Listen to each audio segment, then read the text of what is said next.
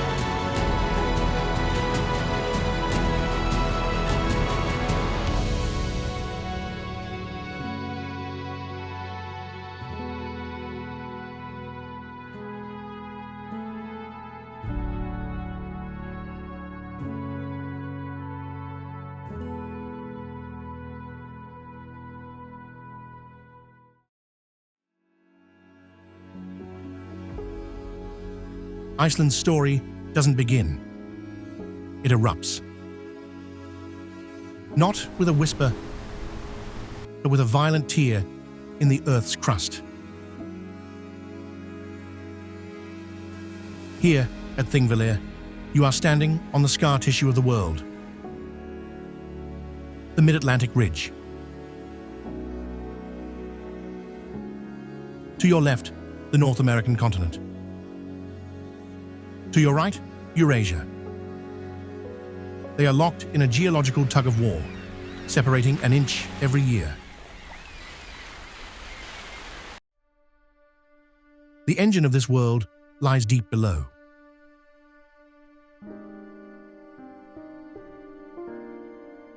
A hotspot known as the Iceland plume.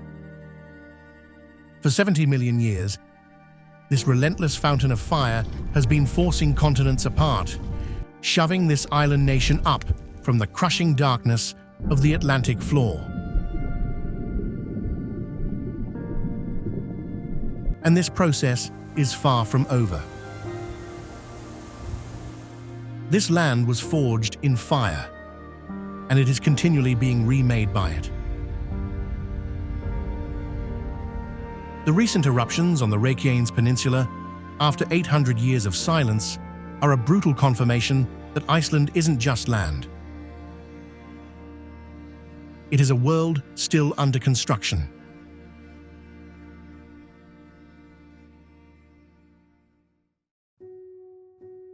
This geothermal pulse is the very breath of the island. You hear it in the hiss of steam vents. You see it in the explosive burst of a geyser. And you feel it in the serene heat of a lagoon. And where the fire meets the ice, another power carves its path. Glaciers feed rivers that claw through black rock, sculpting the landscape with untamed hydraulic force. But this creative force has a destructive twin. From June 1783 to February 1784, the Laki fissure tore open, not for days, but for 8 catastrophic months. But the true killer wasn't the lava. It was the air itself, a toxic cloud of fluorine and sulfur dioxide that choked the sky and poisoned the land. The grass died. Then the livestock. The famine that followed, the missed hardships, executed nearly a quarter of Iceland's population.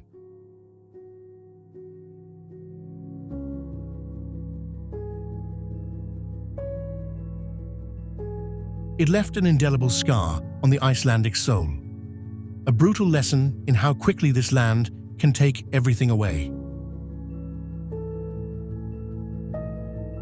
So, how does the human spirit endure in a land of such immense and indifferent power? The answer lies in a different way of seeing the world. For generations, Icelanders have understood that the landscape is not empty. It is inhabited by the Huldufolk, the hidden people. We don't claim to see them every day, but we feel it's wise to respect the possibility. You don't needlessly move a large stone. You don't build without consideration. It's a way of showing respect to the land itself. This is more than folklore. It is a philosophy born of necessity. A deep-seated respect for the immense, unseen forces, both geological and spiritual, that govern this world. Here, the line between the natural and the supernatural is as thin as the Arctic air. And so, the first lesson Iceland teaches is one of humility. We are merely guests in a realm where the earth is the true storyteller. Its song of fire and ice is the eternal overture to the human saga that is about to unfold.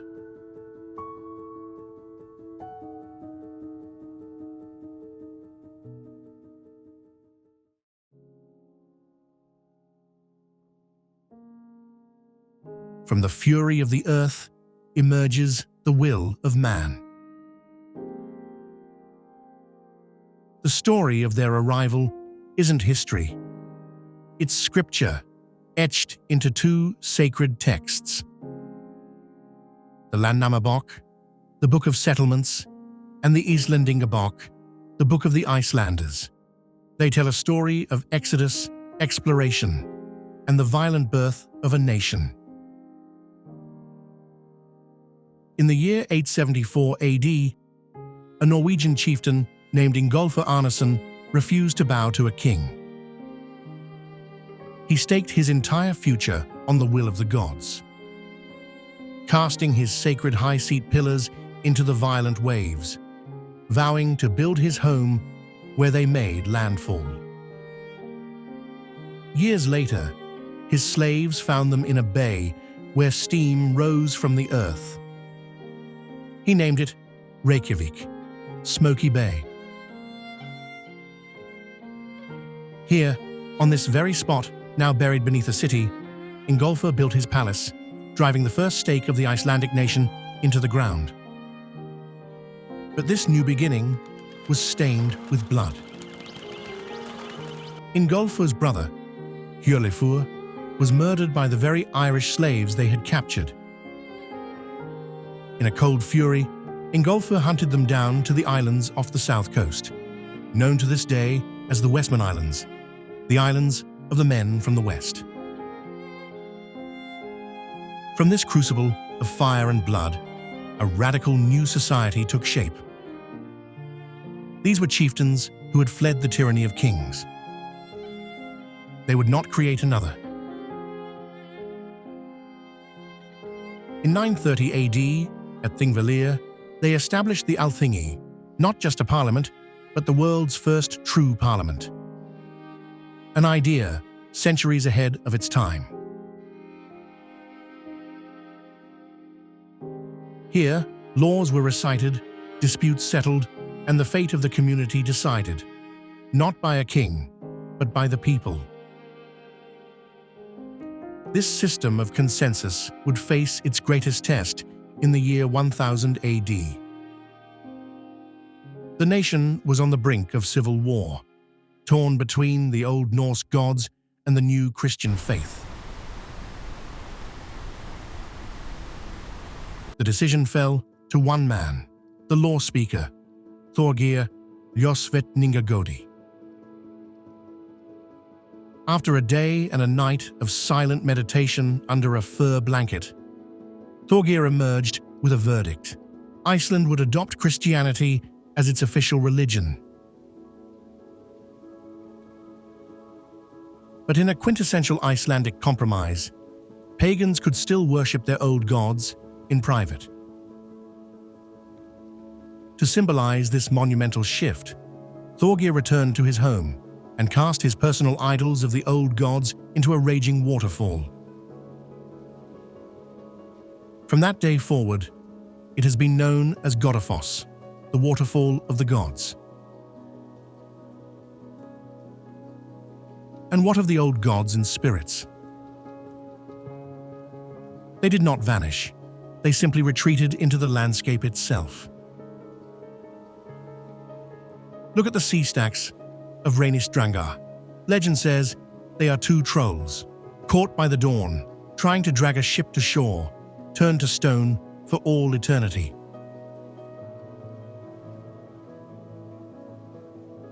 Life for these early settlers was a relentless struggle. With the forests quickly cut down, they built their homes from the earth itself, turf houses, insulated against the brutal winters. They survived on what the land and sea provided: fish, sheep, and skyer, the sustenance of Vikings that remains the heart of the Icelandic diet today. However, the golden age of the Commonwealth would not last.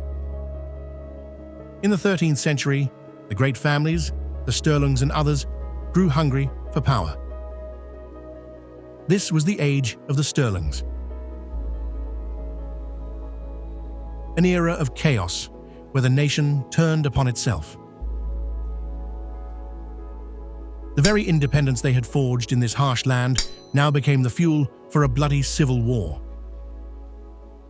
This internal rot weakened the nation from within.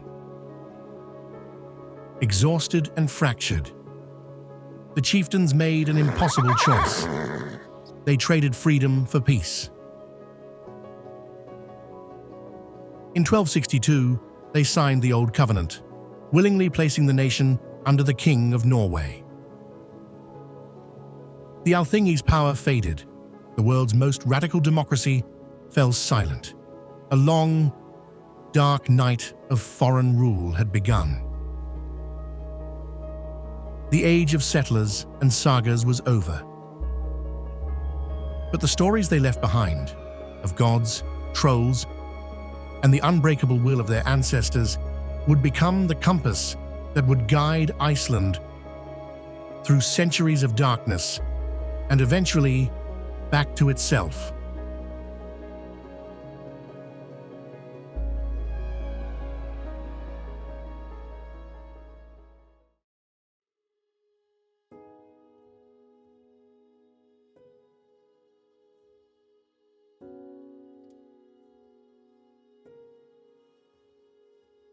For centuries, this island was a world unto itself. A hard, known existence dictated not by kings or empires, but by the seasons and the unforgiving Arctic Sea. But what happens when the greatest war in human history arrives at the doorstep of a nation with no army? For Iceland, the 20th century didn't just arrive, it invaded. Spring 1940, Nazi Germany consumes Denmark.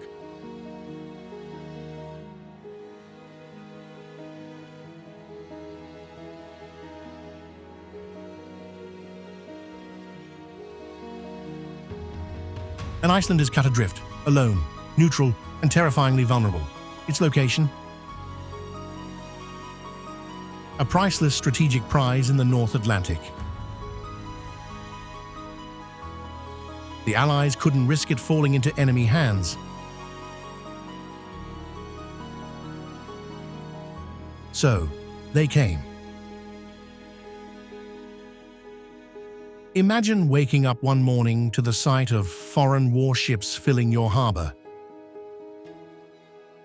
This wasn't just an arrival, it was an occupation. The friendly invasion had begun.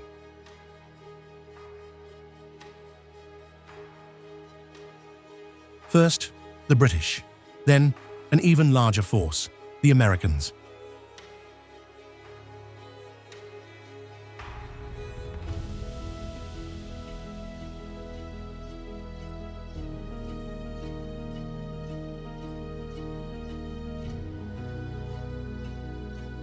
They didn't just build, they transformed. Airfields tore through ancient landscapes. Harbors exploded with activity. Roads carved new arteries across the island.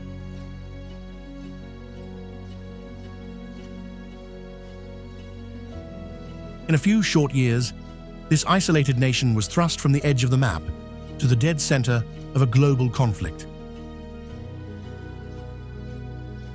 This wasn't just a military buildup.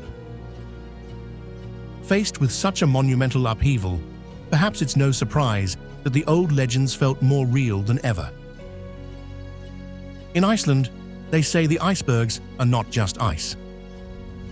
They are the shattered remnants of a sea troll's castle, a monument to a fury so immense it broke its own home.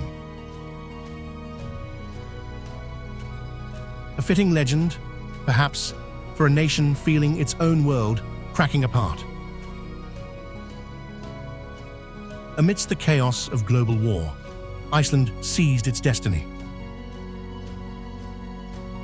With their old ruler, Denmark, under occupation, the moment was now or never. On June 17, 1944, at the sacred ground of Thingvellir, the new Republic of Iceland was proclaimed. The vote wasn't merely a preference, it was a roar. 98% chose sovereignty.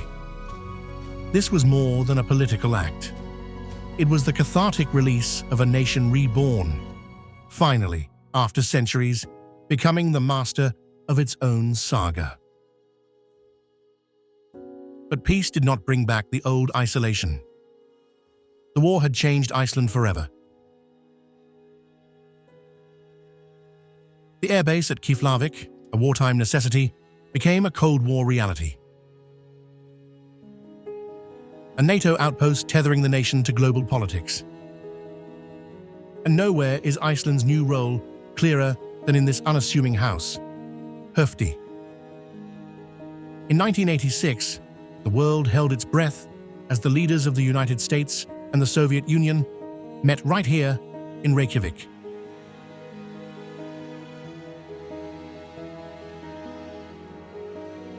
The remote island was now a diplomatic crossroads where the fate of the world was debated. From a forgotten outpost to the stage for superpowers, Iceland had not just arrived, it had become essential.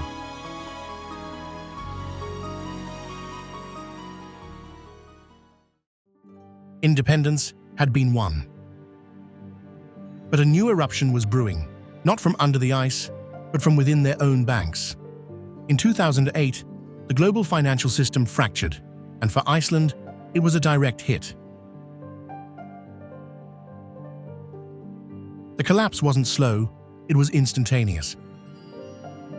In a matter of days, the banks failed, the currency evaporated, and the dream of wealth didn't just fade, it turned to ash. But here, fire is a paradox. The same force that carved the Viti crater, literally hell, is now harnessed.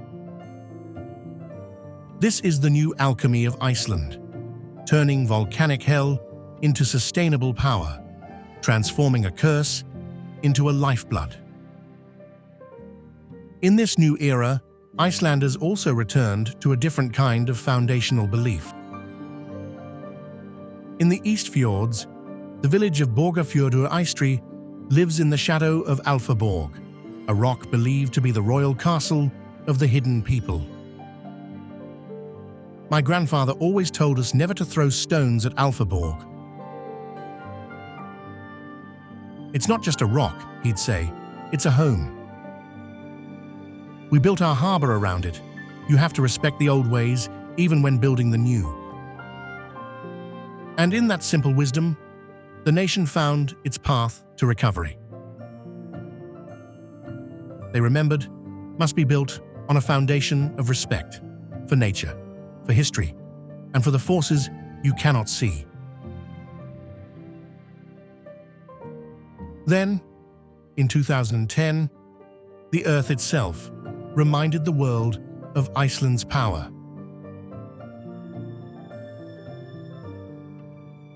Geological. An eruption so immense it brought global air travel to its knees. For the world, it was chaos. But as millions stared at their screens, they didn't just see a disruption. They saw a spectacle of terrible, sublime beauty. From the very ash that grounded a continent, Iceland forged a new identity and a new invitation. And the world answered that invitation. People flocked to the new icons. Salon, the Diamond Beach, where ancient ice meets the black sand, a beauty so profound it hurts. But it is also a ticking clock, a breathtaking, urgent reminder that the same forces that create can also vanish.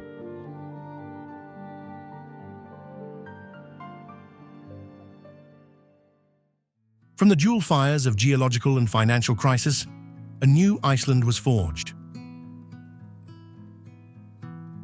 This generation isn't just surviving, they are innovating. Harnessing geothermal heat to grow food in the Arctic. Pioneering technology to pull carbon from the air. They are harnessing chaos, building resilience into their very DNA.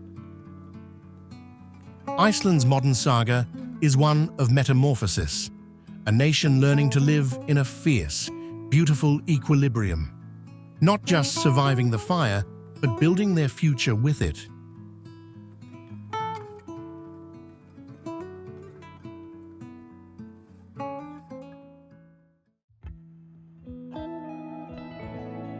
The world has arrived. And as Iceland opens its doors, it faces a defining question. How do you share your soul with millions of visitors and not lose it? The answer isn't found on a tour bus. It's found out here in the Westfjords. At places like Latrabjarg, where life exists on an untamed, monumental scale. This is a glimpse into the Iceland of millennia past, a reminder that the wild heart of this nation still beats, loud and clear. This is our local Sundlag, an Icelander might tell you. Every town has one. It's our living room. Here, we don't look at our phones. We talk. We are equal in the water. This is more than a swim. It is an invitation, a window into how this nation finds its warmth in a land of ice. And as winter's darkness returns, an older magic stirs. Forget a single Santa Claus. Here, Christmas is announced by 13 troll brothers, the Yule lads, emerging from the mountains. One for each of the 13 nights before Christmas. Door slammer, sausage swiper, window peeper, it's the ancient, dark humor of folklore, woven directly into the fabric of modern life. In a land where the sun is a fleeting visitor, ingenuity blooms. Here, at farms like Fridheimar, geothermal fire heats vast greenhouses, making the impossible possible, tomatoes growing year-round in the subarctic. This isn't just agriculture, it's survival, it's defiance, a taste of freshness born from the Earth's own inner fire. So what is the spirit of Iceland? It is a conversation. It is the sound of 1,000 languages on a single hiking trail, and the shared silence in an ancient church. It is a nation realizing its greatest treasures, the land, the stories, the warmth, are now its greatest responsibility. The future of this land will be written by Icelanders, but it will be co-authored by the world. And so the request is simple. Come, be transformed. But walk gently, listen to the stories in the stones, and leave nothing behind but your footprints in the volcanic sand.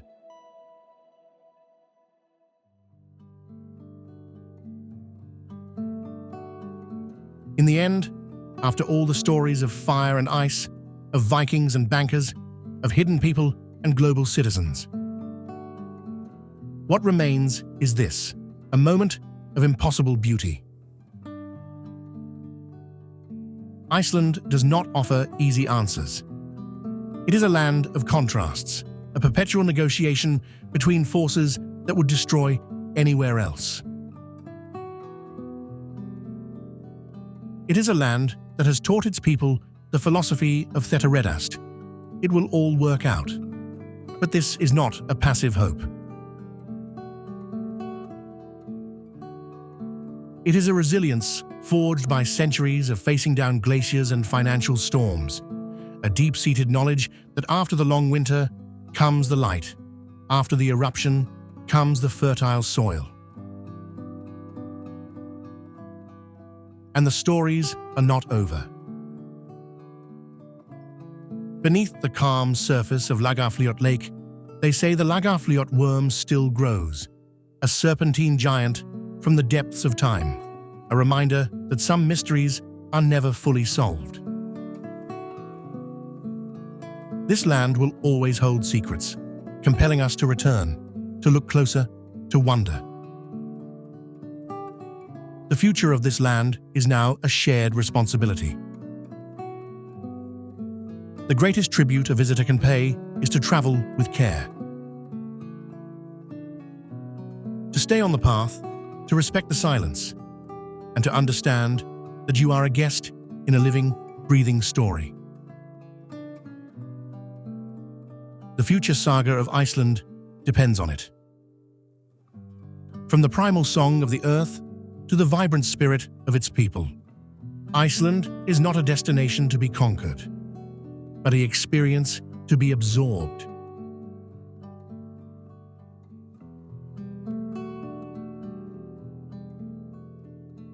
It is a lesson in humility before nature, a masterclass in resilience, and a living gallery of light, rock, and ice.